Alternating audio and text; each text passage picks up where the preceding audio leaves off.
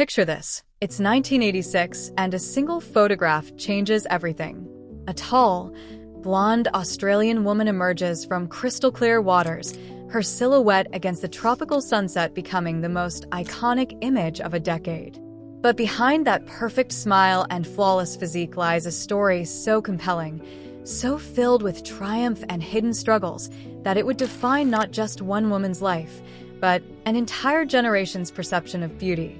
This is the untold story of Elle Macpherson, the woman they called the Body, and how she didn't just rule the 1980s. She revolutionized what it meant to be beautiful in America.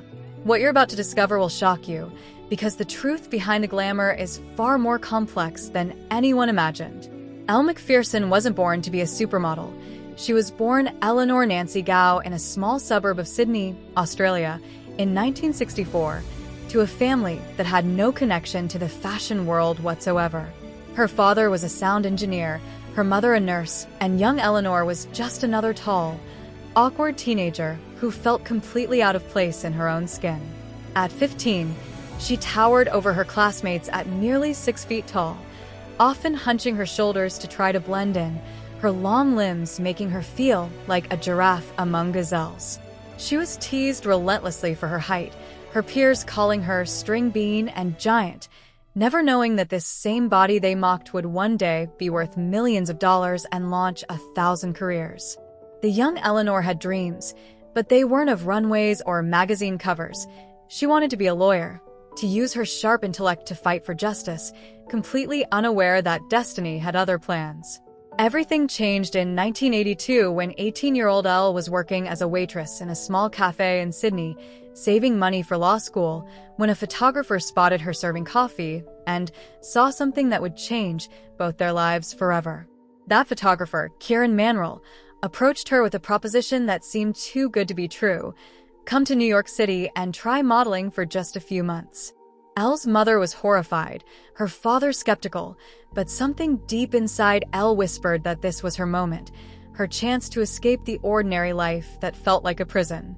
With just $500 in her pocket and a suitcase full of dreams, Elle Macpherson landed at JFK Airport in 1983, not knowing a soul in the city that never sleeps, speaking with an accent so thick that casting directors often couldn't understand her, and facing rejection after rejection as agencies told her she was too tall, too healthy, too different for American fashion. But Elle possessed something that couldn't be taught or manufactured, an otherworldly confidence that seemed to radiate from her very core, a magnetic presence that made photographers forget about lighting and focus entirely on capturing whatever magic she brought to every single frame. The breakthrough came in 1984 when Elle walked into the offices of Click Model Management, and agent John Casablancas saw what others had missed. Here was a woman who didn't just wear clothes, she inhabited them, who didn't just pose for cameras, she commanded them. Within months, Elle was booking jobs with major brands, but it was her work with photographer Gillis Ben-Simon that would create the moment that changed everything. Ben-Simon saw in Elle something that went beyond traditional beauty standards. He saw a new kind of American dream, a woman who represented health, vitality, and natural sensuality at a time when the fashion world was obsessed with waif-like figures and artificial perfection. The chemistry between photographer and model was electric, professional yet intensely creative, and their collaboration would produce images that didn't just sell magazines. They sold a lifestyle, a fantasy, an aspiration that millions of women would chase for decades to come. Then came 1986, and with it, the moment that would define Elle Macpherson's entire career and cement her place in pop culture history. Sports Illustrated was looking for something different for their annual swimsuit issue, something that would break through the noise of traditional beach photography and create a new standard of beauty that felt both aspirational and attainable. When Elle stepped onto that beach in the Bahamas, with the golden hour light painting her skin like liquid amber and the Caribbean waves providing the perfect backdrop, magic happened in real time. The photographer later said that Elle seemed to understand intuitively how light worked, how shadows fell, how to position her 6-foot frame in ways that looked effortless but were actually incredibly sophisticated, and most importantly, how to project confidence through the camera lens in a way that made every woman looking at the image feel like they could be her. That Sports Illustrated cover didn't just launch Elle Macpherson's career into the stratosphere. It created a new archetype of American beauty that celebrated curves, celebrated health, celebrated women who looked like they could run a marathon and then walk a red carpet in the same day. Suddenly, Elle wasn't just a model. She was the body, a nickname that would follow her for the rest of her life and represent something profound about how society views women, success, and the complex relationship between physical perfection and personal identity. The years that followed were a whirlwind of unprecedented success that seemed almost surreal in its scope and intensity. Elle Macpherson appeared on more magazine covers than any model in history, her face and figure becoming synonymous with luxury brands like Ralph Lauren, where she became the embodiment of American elegance, and Christian Dior, where she represented European sophistication with an Australian twist. Her contracts were worth millions, making her one of the first supermodels to achieve true business success.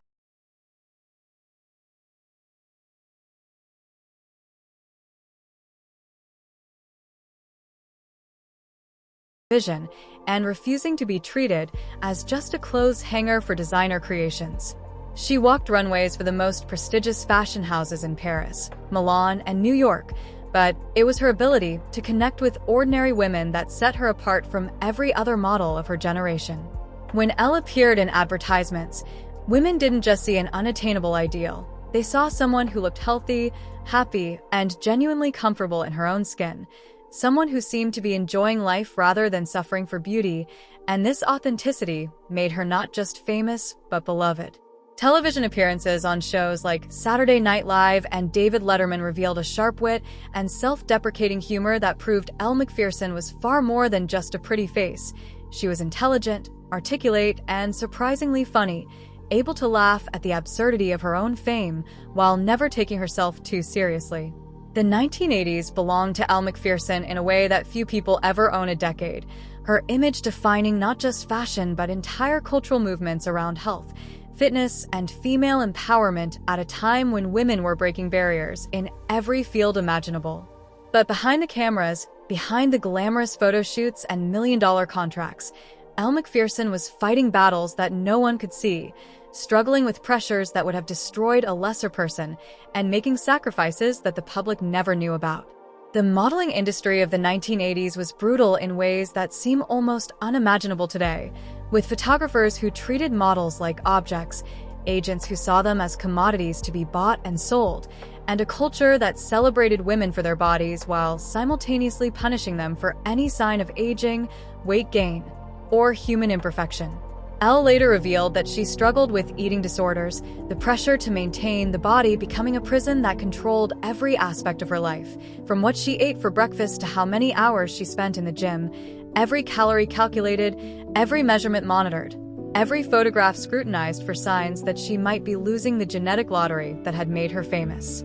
The isolation was crushing. Surrounded by people who wanted something from her, Elle found it increasingly difficult to trust anyone's motives, never sure if someone liked her for who she was or what she represented, leading to a loneliness that seemed impossible given her constant presence in the public eye. Relationships became complicated when you're dating someone who's intimidated by your success, your independence, your ability to make more money than most CEOs, and Elle's romantic life became tabloid fodder that reduced complex human connections to sensational headlines and paparazzi photographs. The pressure to maintain perfection extended beyond her body to every aspect of her life. Elle couldn't be photographed having a bad day, couldn't gain 5 pounds without it becoming international news, couldn't express frustration or exhaustion without being labeled difficult or unprofessional, trapped in a persona that demanded constant performance of an impossible ideal. Then came the moment that changed everything, the revelation that would shatter the carefully constructed image and revealed a human being behind the body. In 1989, at the height of her fame and success, Elle Macpherson made a decision that shocked the fashion world. She announced that she was stepping back from modeling to pursue other interests, including acting and business ventures, a move that many interpreted as career suicide for someone whose entire identity was built on her physical appearance. The truth, which would only emerge years later, was far more complex and heartbreaking than anyone realized. Elle had reached a breaking point where the pressure to maintain perfection had become literally life-threatening, her eating disorders spiraling out of control, her mental health suffering under the weight of constant scrutiny, and her sense of self-worth completely tied to measurements and photographs that could never capture the full complexity of who she really was as a human being. The decision to step away from the industry that had made her famous was actually an act of incredible courage, choosing mental health over money, authenticity over image, and long-term happiness over short-term success, even though it meant disappointing millions of fans and walking away from contracts worth more than most people earn in a lifetime. What happened next surprised everyone, including Elle herself, because stepping away from modeling didn't destroy her career. It transformed it into something much more meaningful and sustainable. Elle Macpherson reinvented herself as a businesswoman, launching successful ventures in fashion and wellness that proved she was far more than just a beautiful face. She was a sharp entrepreneur with real vision and business acumen. Her acting career, while not achieving the same heights as her modeling success, showed a willingness to take risks and challenge herself creatively, appearing in films and television shows that allowed her to explore different aspects of her personality and talent. Most importantly, Elle began speaking openly about her struggles with body image, eating disorders, and the dark side of the modeling industry, using her platform to advocate for healthier representations of beauty and more realistic expectations for women in the public eye.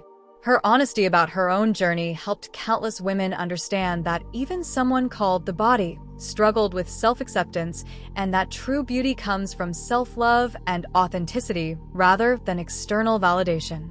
The comeback was gradual but powerful, as Elle returned to selective modeling projects on her own terms, choosing photographers and brands that aligned with her values, refusing to participate in campaigns that promoted unhealthy beauty standards, and using her influence to push for more diverse representation in fashion.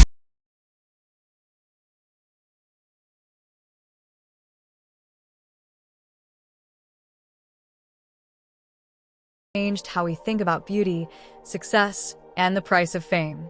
Her willingness to walk away from the industry at its peak sent a message that no amount of money or fame is worth sacrificing your mental health and personal happiness, inspiring countless other models and celebrities to prioritize their well-being over their careers.